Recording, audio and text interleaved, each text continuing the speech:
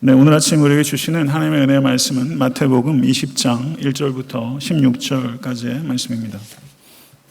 마태복음 20장 1절부터 16절까지의 말씀.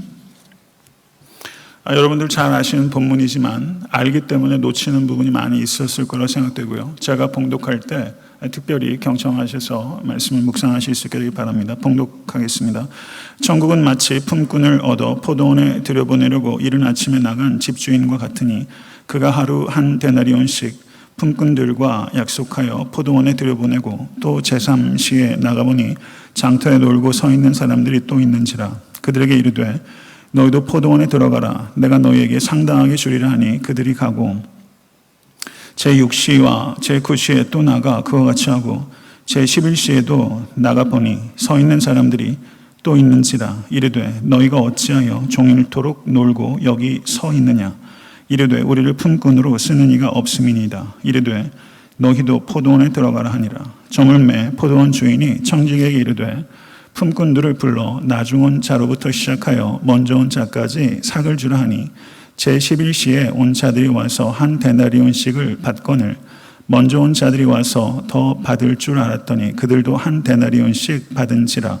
받은 후 집주인을 원망하여 이르되 나중 온 이 사람들은 1시간밖에 일하지 아니하였거늘 그들을 종일 수고하며 더위를 견딘 우리와 같게 하였나이다.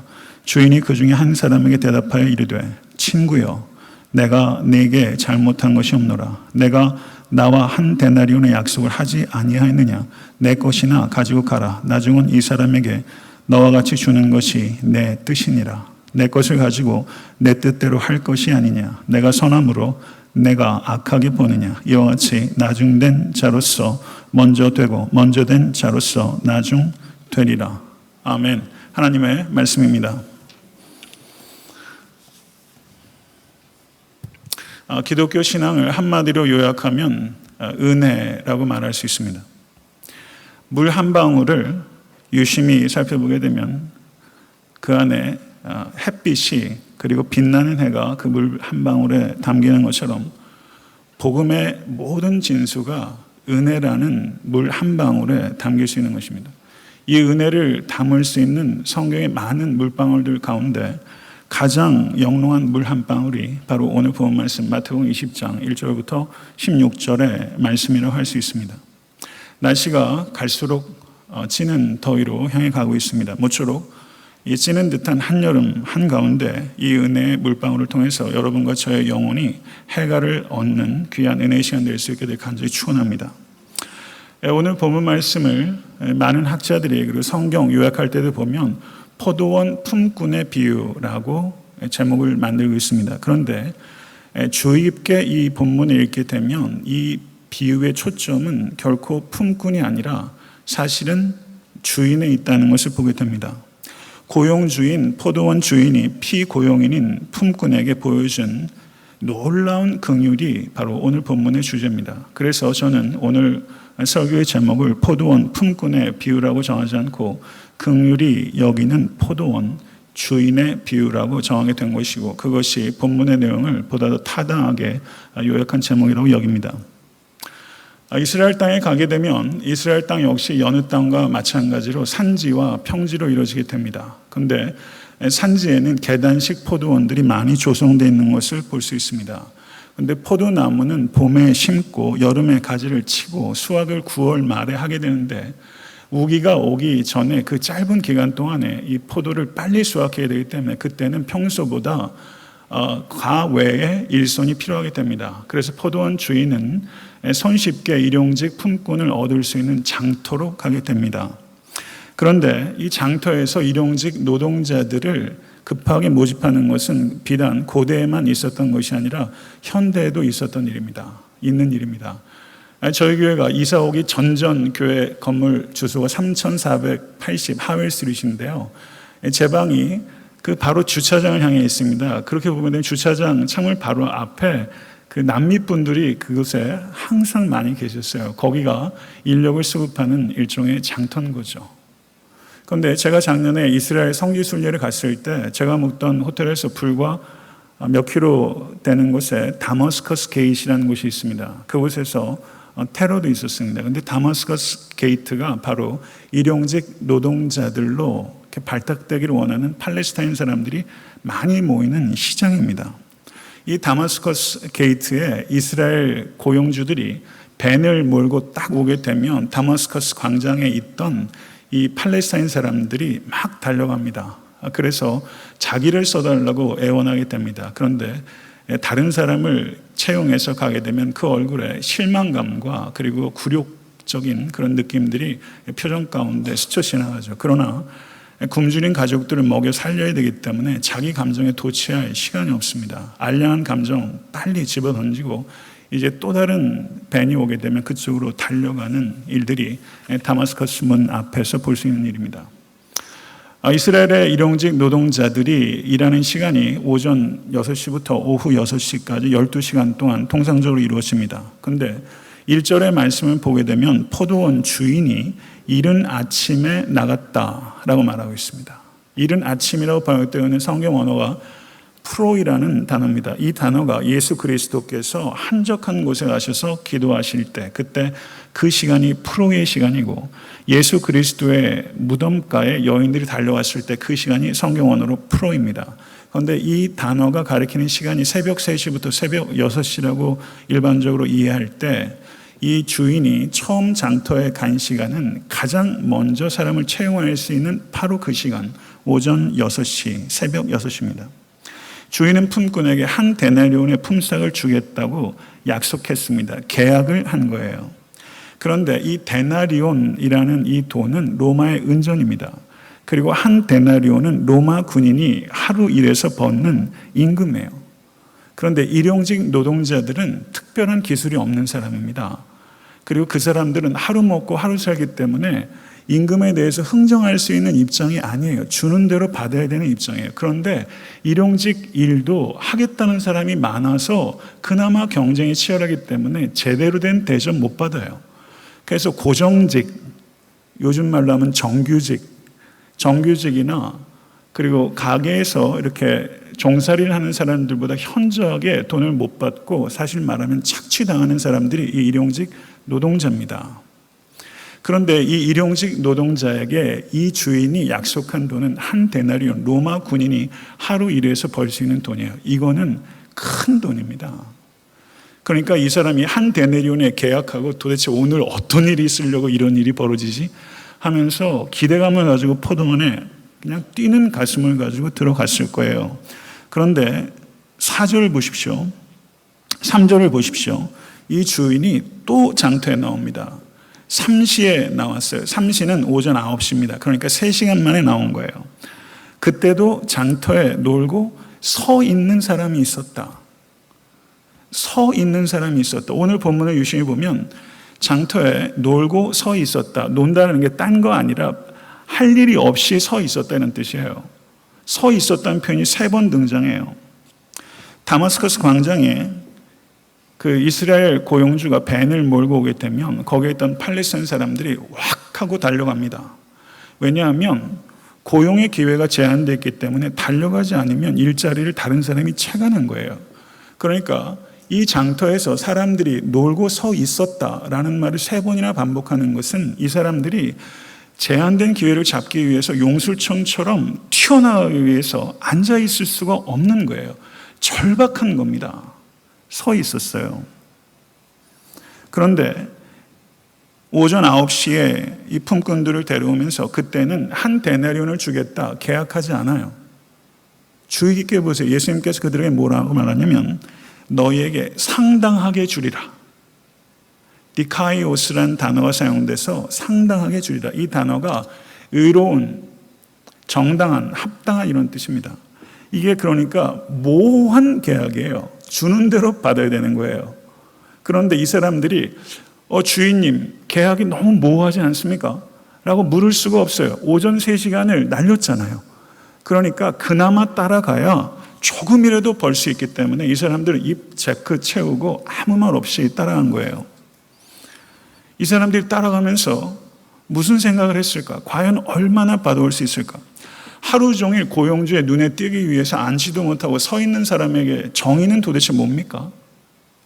이 사람들이 생각하는 정의는 뭘까요? 배부른 자가 생각하는 정의와 디카이오스, 상당한 금액이 도대체 뭘까? 사실은 많은 생각들을 하면서 그 포도원에 들어갔을 거예요. 그런데 5절에 보니까 6시에도 왔어요. 이때는 정오고요. 9시는 3시입니다. 계속해서 주인이 장터에 와서 사람을 지속적으로 채용해서 포도원으로 데려갔어요. 그런데 마지막으로 장터의 주인이 나타난 시간이 11시, 오후 5시입니다. 오후 5시에 주인이 왔어요. 그런데 그때도 서 있는 사람들이 있더라. 오전 6시부터 오후 6시까지가 노동시간인데 오후 5시에도 1시간만 지나면 해가 저무는데 그때도 서 있는 사람들이 여전히 있었어요. 다마스커스 문 앞에 팔레스타인 사람들이 집으로 돌아가는 시간이 12시랍니다. 12시가 넘어가면 그날 채용될 가능성은 사실은 없는 거예요. 그래서 다 가요. 그런데 12시가 넘어서 오후 3시, 오후 5시까지 있는 사람들은 왜 떠나지 못했을까요? 일자리를 잡을 수 있을 것 같아서요? 아닐 거예요. 거의 불가능하다는 거 알고 있었을 거예요. 그런데 그 자리를 못 떠나요. 집에 갈 수가 없는 거예요. 집에서 굶주리는 아이들 빈손으로 실망감 주면서 12시 정오 한낮에 맘 편하게 집에 들어갈 수 있는 가장 없습니다. 아마 이 자리에 계신 권속들 가운데서도 일거리가 없어서 사업이 없어서 안 돼서 12시에 집에 들어갈 수 있는데도 불구하고 그 시간에 차마 집으로 돌아가지 못하고 서성거리는 형제들, 어른들 이 자리에 왜 없겠어요? 못 들어가는 거예요. 그렇게 서 있는 거예요. 이 마음 헤아리십니까?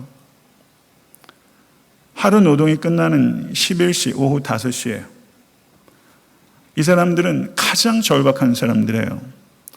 그런데 생각해보면 이 사람들은 왜 그때까지 뽑혀가지 못했을까? 가장 경쟁력이 떨어지는 노동력이에요. 빠르게 달려가서 그 기회를 찾기 어려운 사람들이에요. 아마 나이가 든 사람도 있었을 것이고요. 힘이 유독 약한 사람들, 계단식 포도원에서 일을 맡기기에는 누가 봐도 유약해 보이는 사람들. 어쩌면 그 중에는요, 장애를 심각하게 가지고 있는 사람들도 있었을 거예요. 누가 봐도 부적절한 사람들이 5시에 그 자리에 서 있었을 거예요. 그들이 하루 종일 그 자리에 서 있으면서 이 사람들은 싸우는 거예요. 절망과 싸우고요. 부끄러움과 싸우고요. 굴욕감과 싸우면서 기다리는 거예요. 1시간만 지나면 오늘 하루도 저무는데 그 자리에 있어요. 그러면 가장 길게 기다린 사람은 무려 11시간을 기다린 거예요. 11시간 기다리면서 변변한 음식 못 먹었을 거예요. 집에 변변한 음식 갖다 줄 수도 없는데 자기가 11시간 기다리면서 변변한 음식 먹을 수 있었겠습니까? 아무것도 거의 못 먹고 11시간 그 자리에 있어요. 제 후배도 이런 사람이 있었어요. 보스턴 지하철에서 일을 하면서 이게 공중전화 카드 팔고 초콜릿 팔고 어쩌고저쩌고 하면서 버클리 음대에서 공부를 했는데 너무 가난해서요.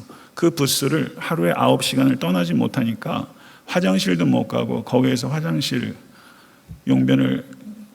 소변을 해결한다는 얘기 듣고 제가 많이 울었어요. 너무 마음이 아프더라고요. 그렇게 견디고 버티는 사람들이 미국 땅에도 보스턴에도 이 자리에도 저는 있을 수 있다고 생각해요. 부끄럽지 않은 남편이 얼마나 되고 싶었겠어요. 부끄럽지 않은 아빠가 얼마나 되고 싶었겠어요. 그래서 하루 종일 11시간 부끄러움을 견뎠는데 오늘도 너무 부끄럽게 된 거예요. 허탕치게 된 거예요. 그런데 가만히 생각해 보니까 이 사람들이 5시까지 서 있었던 날이 오늘 하루만이 아니었겠다. 경쟁력이 없는 사람이면 어제도 아마 그랬겠다. 그제도 그랬겠다. 한 달 전에도 끝까지 그 자리에 서 있었을 경우가 많이 있겠다. 이런 사람들의 눈빛을 보면요, 초점이 없습니다. 무표정한데 무표정한 게 납덩어리예요. 무표정이 아니에요. 무표정이 똑같은 표정이 아니더라고요. 이렇게 11시간을 버티는 사람이 가지고 있는 삶의 무게는요, 함부로 얘기할 수 없어요. 목사라도 함부로 얘기하면 안 돼요. 근데 예수께서 그들에게 가서 말을 건네세요. 너희는 어찌하여 종일토록 놀고 여기 서 있느냐. 이런 사람들에게는 말 잘 안 겁니다. 저는 이렇게 말을 건네주시는 주님이 참 좋아요. 그랬더니 그들이 대답해 우리를 품꾼으로 쓰는 이가 없나이다. 이 말은 우리는 일하기 싫어서 여기 있는 게 아닙니다. 일자리가 없습니다. 그런 뜻이에요. 게을러서가 아니라는 것을 피력하고 있어요. 그랬더니 예수님께서 제일 일찍 오셨을 때는 한 데나리온 주겠다고 계약하셨고 그 다음에는 디카이오스 상당한 금액을 주겠다고 약속하셨는데 이번에 오후 5시에 사람을 부를 때는 계약도 없고 모호한 말씀도 없고 아예 말이 없어요. 포도원에 들어가라. 그런데 이 이상한 호출에 이 5시에 거기 서 있던 사람들은 그 말을 듣고 포도원으로 들어가 버렸어요. 생각해 보세요. 그러면 이 사람들은 왜 따라간 거예요?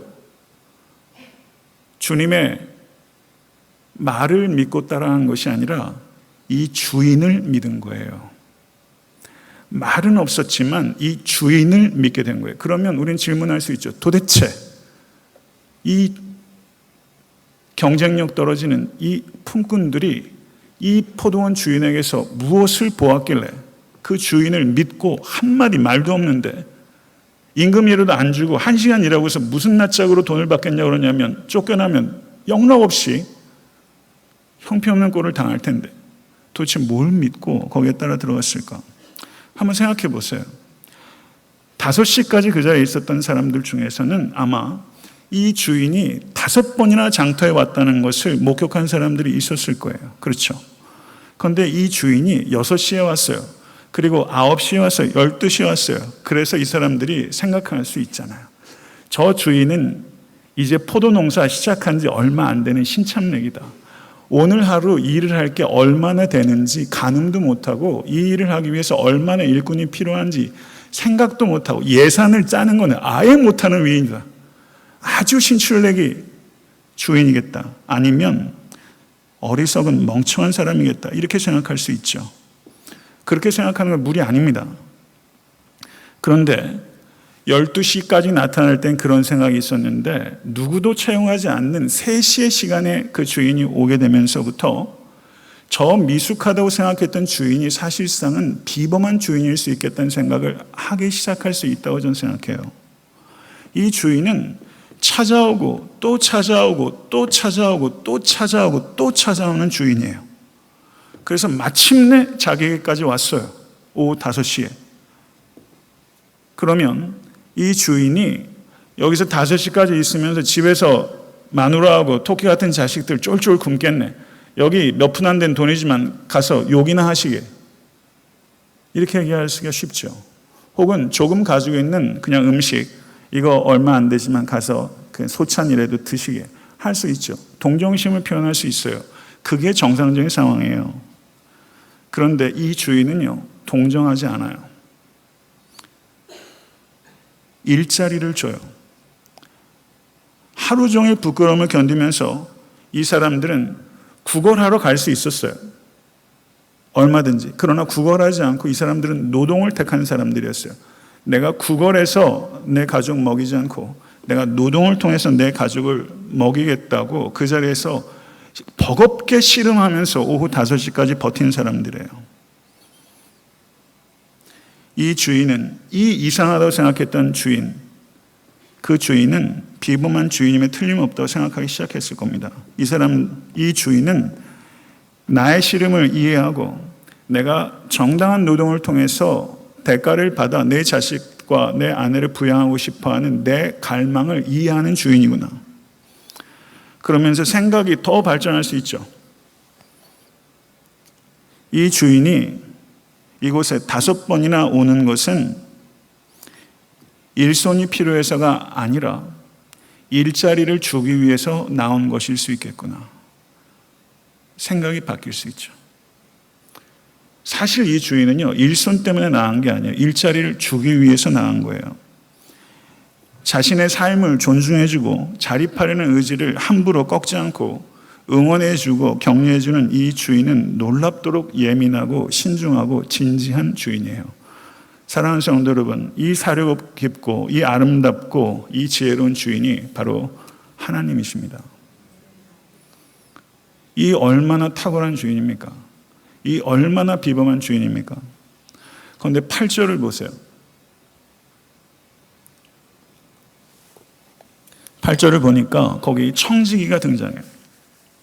이 본문을 읽으면서 청지기가 있었다는 것 의식하신 적 있으세요? 청지기가 있어요. 갑자기 돌연히 청지기가 등장해요. 안 보이던 인물이에요. 근데 청지기가 등장해요. 그러면 여기서 우리가 생각해야 될 게 있죠. 이상하다. 이 주인이 왜 청지기를 보내서 품꾼을 부르지 않고 자기가 갔을까? 청지기는 그 일을 하라고 있는 사람인데 왜 청지기를 보내지 않고, 청지기는 집에서 그냥 시원하게 두고 왜 자기가 5번이나 땡볕을 뚫고 장터에 갔을까? 왜 똑같은 일을 5번이나 반복했을까? 이게 질문의 첫 번째고, 두 번째는 왜 주인이 이 청지기에게 누가 더 임금을 받고 싶었어요? 12시간 일한 사람과 1시간 일한 사람. 12시간 일한 사람은 목이 나오죠. 임금 받고 싶어가지고. 그 사람이 당연히 더 먼저 받고 싶어하죠. 그런데 그게 상식이란 말이죠. 그런데 이 주인은 이걸 뒤집어요. 그리고 나중 온 사람부터 먼저 주라. 여기에 어떤 의도가 있을까? 이 두 가지가 굉장히 중요한 질문이 8절에 발생하는 겁니다. 그러면 우리가 생각해 봐야 돼요. 만약에 품삯을 먼저 온 사람에게 주었다 생각해 보세요. 먼저 온 사람에게 1 데나리온을 줬어요. 그러면 그 사람들이 바꿔서 입이 귀에 걸릴 거예요. 이 주인은 약속을 잘 지키는 주인이야. 오늘 정말 횡재했어. 하고서 1 데나리온 바꿔서 집으로 기쁘게 떠나죠. 그 다음에 오전 9시에 온 사람 9시간 일한 사람이죠. 그 사람은 나는 오늘 1 데나리온만큼은 못 받겠지만 그래도 이 주인이 약속을 지키는 거 보니까 상당히 받겠네 했는데 1 데나리온을 준 거예요. 그러니까 어떻게 했어요? 춤이라도 췄을 거예요. 그 다음도 다 마찬가지예요. 그러니까 어떻습니까?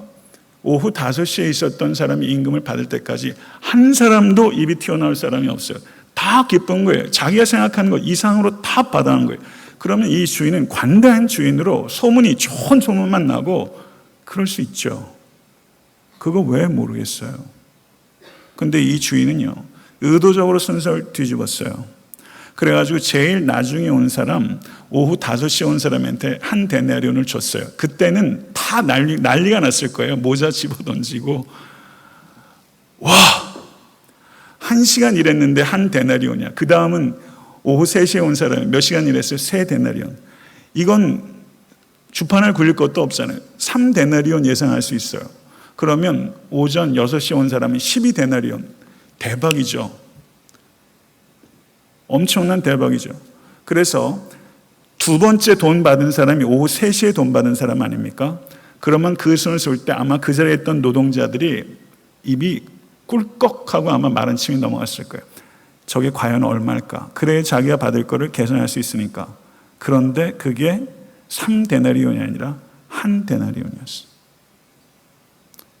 분위기가 어땠겠어요? 물을 갖다 확 끼얹은 거죠. 일순간 환호작약하던 분위기가 긴장감이 팽배해지기 시작합니다. 그리고 12시에 온 사람도 1 데나리온.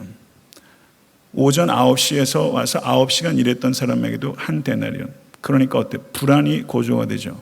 그러다 아침 6시에 온 사람이 1 데나리온이 딱 쥐어지는 순간 그때 분노가 폭발한 거예요.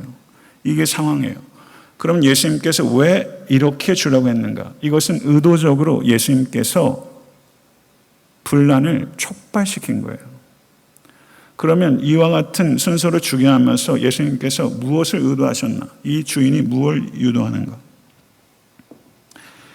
제일 처음에 온 품꾼들이 제일 나중에 온 품꾼들에게도 은혜를 베푸는 것을 목격하도록 하기 위해서, 만약에 그를 먼저 받았다면 그 자리를 다 떠났을 겁니다. 은혜라는 것을 모르고 다 떠났을 거예요. 그런데 예수님께서 순서를 바꾸심으로 인해서 그 자리에 있는 모든 노동자들이 행위대로 임금이 지불된 것이 아니라 행위 이상이 지불되고 있다는 것을 모든 사람들이 보도록 한 거예요. 예수 그리스도의 십자가는 바로 그것을 우리에게 가르쳐 주는 것입니다. 어느 누구도 십자가의 대속으로 구원받을 만한 행동을 할 수 없습니다. 제일 먼저 온 사람도 로마 군인이 받을 수 있는 임금만큼 받을 수 없어요. 어느 누구도 행위로 이 데나리온을 받을 수 있는 사람은 없습니다.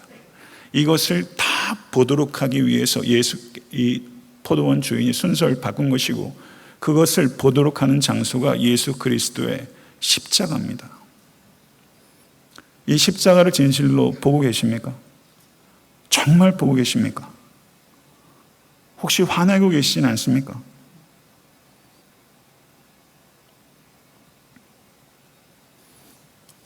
그랬더니 제일 먼저 포도원에 들어온 품꾼들 가운데 하나가 성마른 사람이 나서서 원망하기 시작해요. 나중은 이 사람들은 1시간밖에 일하지 아니하였거늘 그들을 종일 수고하며 더위를 견딘 우리와 같게 하였나이다. 이게 도대체 동일 노동, 동일 임금 띠 붙이고 대모래도 할 판이죠. 시장 원리로 따지면 이건 틀렸다고 얘기하는 거예요. 아마 그렇게 이 자리에 계신 느끼는 분들, 이 본문이 도대체 어떻게 이해될지 알 것 같은데 아리송하게 느끼는 분들 계셨을 거예요. 이 사람들의 문제는 자기에게 약속을 지키지 않았다는 게 아니에요. 왜 저 자격 없는 사람들에게 나에게 똑같은 대접을 해주는가? 고로 나에게 왜 푸대접하는가? 이거죠. 그 얘기를 하고 있는 겁니다. 그랬더니 이에 대해서 주인이 대답한 것이 13절부터 16절까지 기록되어 있습니다. 그런데 13절 보세요. 이 주인이 뭐라고 말하냐면 친구요. 친구요. 이 단어를 의식하신 적이 있으세요? 친구요. 이 배은 망덕하게 짝이 없는 이 품꾼에게 이 주인은 친구요 라고 말합니다. 그 뒤에 이어지는 내용은 단호해요. 그러나 예수께서 친구요 라고 부르면서 그 단호함과 그리고 따뜻함이 결합시키고 있어요. 내가 내게 잘못한 것이 없노라. 내가 나와 한 데나리온의 약속을 하지 아니하였느냐. 내 것이나 가지고 가라. 나중은 이 사람에게 너와 같이 주는 것이 내 뜻이니라. 내 것을 가지고 내 뜻대로 할 것이 아니냐. 내가 선함으로 내가 악하게 보느냐. 이것을 조금 더 이해를 돕기 위해서 제가 좀 풀어보겠습니다. 오늘 본문의 그 내용들과 예수 그리스도의 가르침과 또한 성경에 있는 가르침들을 좀 녹여서 이 안에 이 주인이 전달하고자 하는 의미를 제가 해석해서 그 입술에 그 내용을 담아 볼게요. 한번 경청하시고 생각해 보십시오. 주인이 이 품꾼에게 하는 말입니다. 당신이 원망하는 이유가 도대체 무엇이란 말이요? 당신도 당신 것으로 당신이 좋아하는 일을 하는 것은 당신의 권리요. 내가 내 것으로 내가 좋아하는 것을 하는 것이 무엇이 잘못된 것이요? 내가 좋아하는 것은 모든 품꾼들이 먹고 살 수 있도록 품삯을 넉넉하게 주는 것이요. 사실 내가 당신에게 준 한 데나리온만 해도 그렇소. 당신이 어디서 일해서 한 데나리온을 받은 적이 정말 한 번이라도 있었어. 내가 당신에게 과하게 준 것은 내가 그것을 좋아하기 때문이요. 나는 오늘 하루라도 당신이 떳떳한 남편, 떳떳한 가장이 될 수 있기를 기대했어. 나는 그 떳떳함을 당신뿐만 아니라 다른 품꾼들에도 주기를 원했어. 당신이 오늘 하루 종일 땡볕 밑에서 일했다고 불평하였어. 나도 그랬어. 나도 정말 일자리가 필요한데 일이 없는 사람들에게 긍휼을 베풀려고 뙤약볕에 장터를 5번이나 오갔어. 내 청지기 보셨죠? 내 청지기를 장터에 보낼 수도 있는 일이었어. 그러나 나는 그렇게 하지 않았어. 아니, 그렇게 할 수 없었어. 청지기나 보내고 주인이랍시고 채통을 지키고 서늘한 집안에 도저히 앉아 있기에는 그들의 처지가 너무 안타까웠기 때문이요. 나는 팔짱만 끼고 구경할 수 없어. 나는 그들의 처지에 공감하고 있다는 것을 그들에게 보여주고 싶었기 때문에 5번이나 청지기가 아니라 내가 직접 장터에 나간 것이요. 그러나 번번이 장터에 갈 때마다 사람들이 다 일을 얻어서 다 사람들이 갔으면 좋겠지만 번번이 그 자리에 서 있던 사람들이 있었어. 나는 그들의 심정에 공감할 뿐만 아니라 그들의 실제적인 필요를 도와주고 싶었어. 그것이 내가 5번이나 장터를 오가며 사람들을 채용한 이유요. 왜 당신은 그들의 고통을 덜어주려고 하는 나의 국률에 화를 내는 것이요, 내 것으로 그들에게 준 것에 대해서 시기하며 화를 내며 심지어 내가 불의하다고 말하는 것이요, 나는 정의롭소. 내 정의는 긍휼이 넘치는 정의요, 긍휼로 표현되는 정의요. 정의를 운운하는 당신에게 한 가지 묻겠소.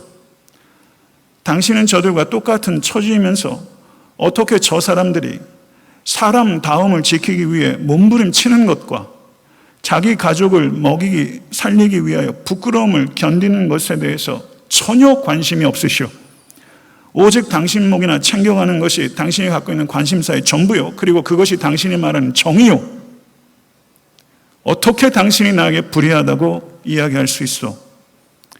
나는 기꺼이 품꾼들이 한 일보다 훨씬 더 많은 것을 주는 것을 택한 것이요, 나는 기꺼이 그들을 위해서 내 소유를 줄여 더 가난해지기로 결정한 것이요, 그런데 당신은 오직 더 갖기만을 원하는구려.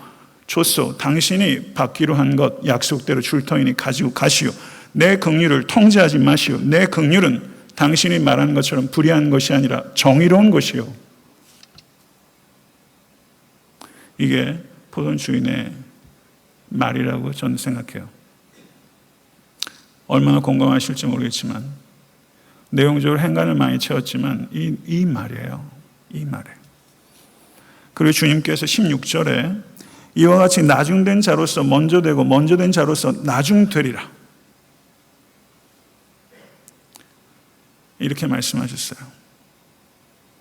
그런데 이 비유가 갑자기 끝나요.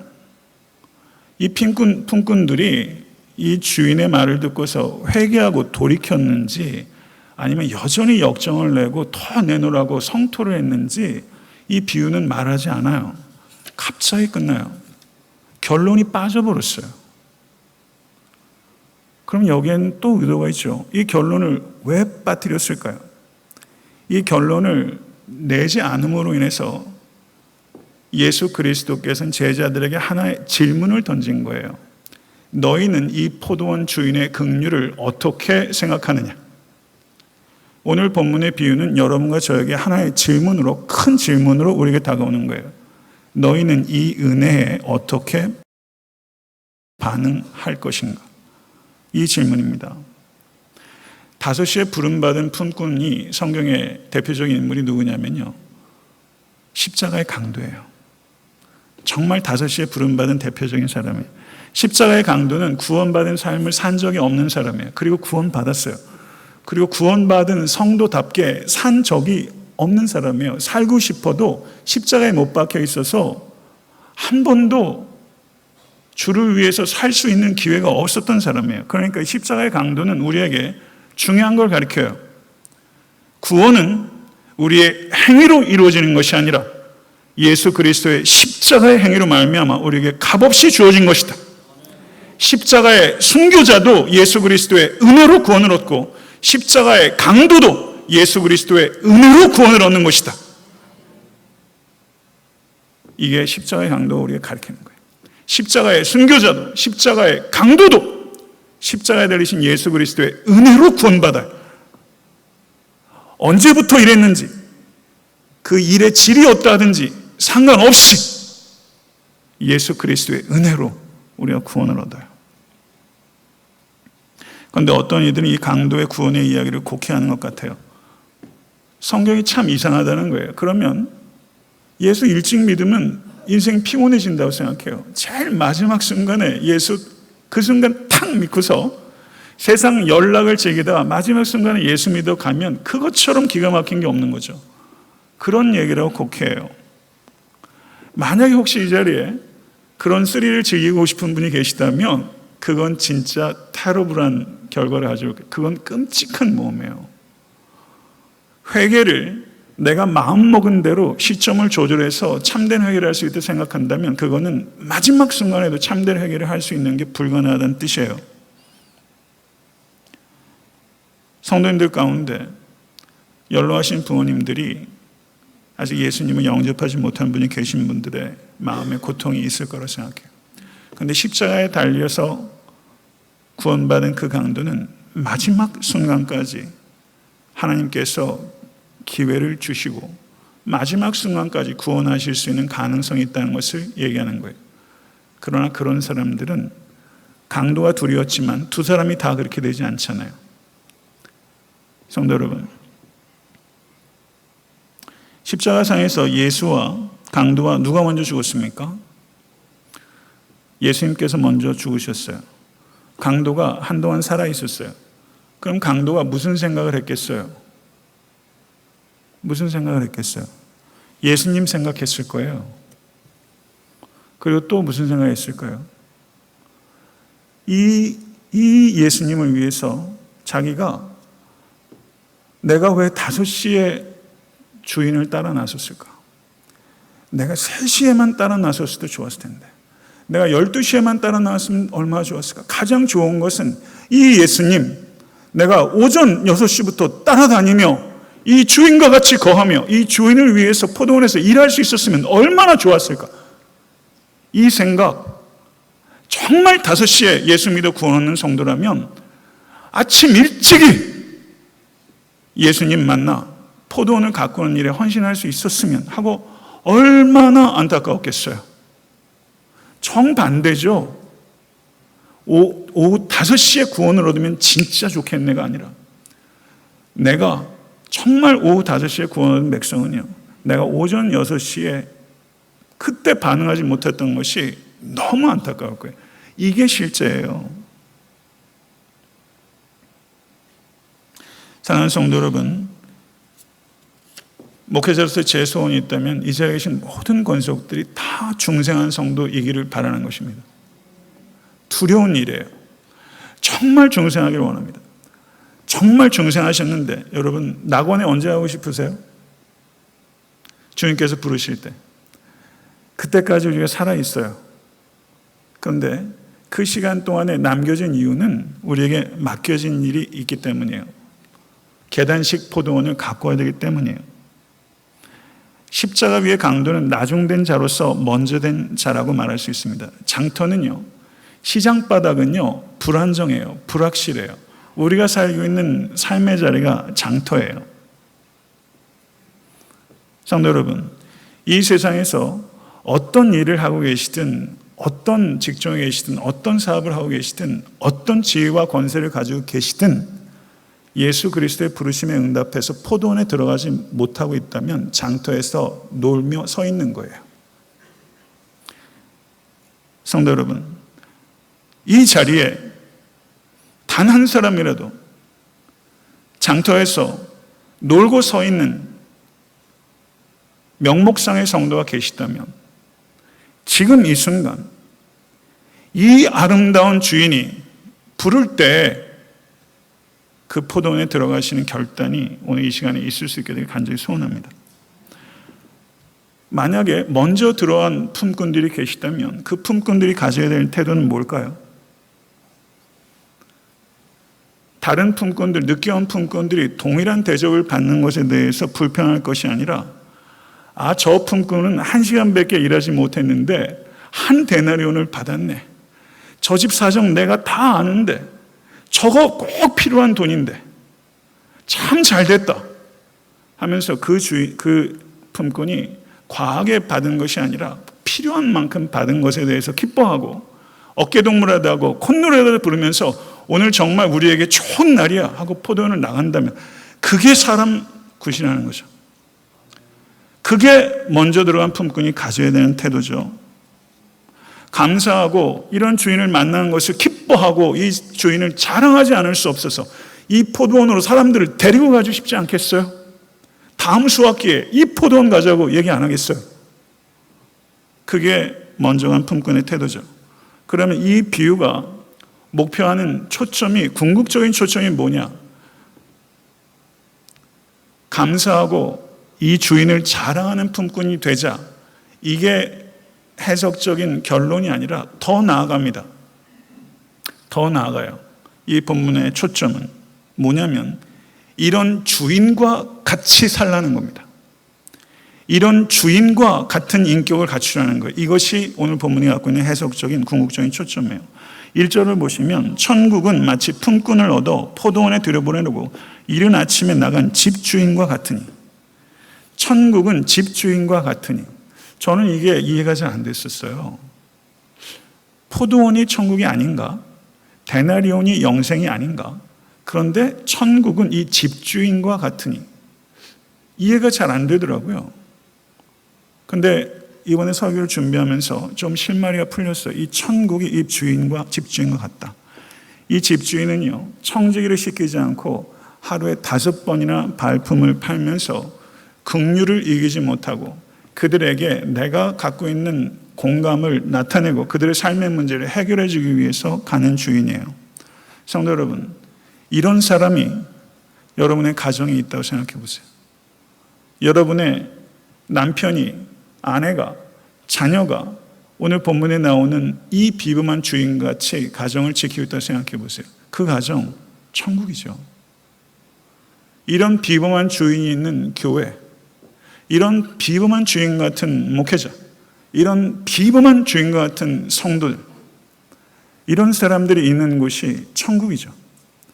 이런 비범한 주인과 같은 사람이 있는 여러분의 일터, 직장, 천국이죠. 천국이죠. 이게 세상 원리는 아니죠. 천국 원리죠. 이렇게 한번 살아보려고 지혜를 구한 적 있으세요? 이렇게 한번 살아보려고 조금이라도 헌신해 보신 적 있으세요? 해봤어야 수정을 하죠. 해봤어야 어떤 지혜가 필요한지를 알죠. 해봤어야 조금 조정해 나가면서 이런 포도원을 가꾸죠. 오늘 이 아침에 여러분을 정말 축복하고 싶어요. 여러분의 가정과 여러분의 직장과 여러분의 사업과 일터가 이런 비범한 주인이 가꾸는 포도원이 될 수 있게 되기를 우리 주 예수 그리스도는 간절히 축원합니다. 이런 포도원 가꾸세요. 그리고 행복한 농부 되실 수 있게 되기를 우리 주 예수 그리스도는 간절히 축원합니다. 기도하겠습니다. 할렐루야. 진리의 하나님 감사하며 하나님을 사랑하고 하나님을 존중하며 하나님을 높여드립니다. 오늘 말씀을 통해서 하나님 우리의 영혼을 깨워주시기를 소원합니다. 우리의 주인은 이토록 아름답고 비범하며 이토록 진지하고 신중하며 우리와 공감하시고 우리의 필요를 채워주시며 우리의 자존심을 지켜주시고 자립할 수 있도록 도우시는 비범한 주인입니다. 아버지 하나님, 이 주인이 아버지 누구인지를 진실로 깨닫고 하나님의 은혜로 말미암아 값없이 구원받은 것을 감격하는 우리 모두가 될 수 있도록 인도하여 주시옵소서. 하나님, 우리는 5시에 부름받은 사람은 아닙니까? 아버지 하나님, 누가 우리의 행위로 구원을 얻었다고 말할 수 있겠나이까? 우리 가운데는 영적 교만들이 있다면 다 내려놓을 수 있도록 도와주시고 주님을 더욱더 사랑하며 은혜로 섬기며 그리스도처럼 서로 용납하며 지극히 작은 자의 자립을 돕고 그들을 위해서 발품을 파는 아버지 하나님, 그런 비범한 주인 같은 모든 권속과 교회가 될 수 있도록 역사해 주시옵소서. 우리 주 예수 그리스도 이름으로 간절히 축복하며 기도드리옵나이다. 아멘.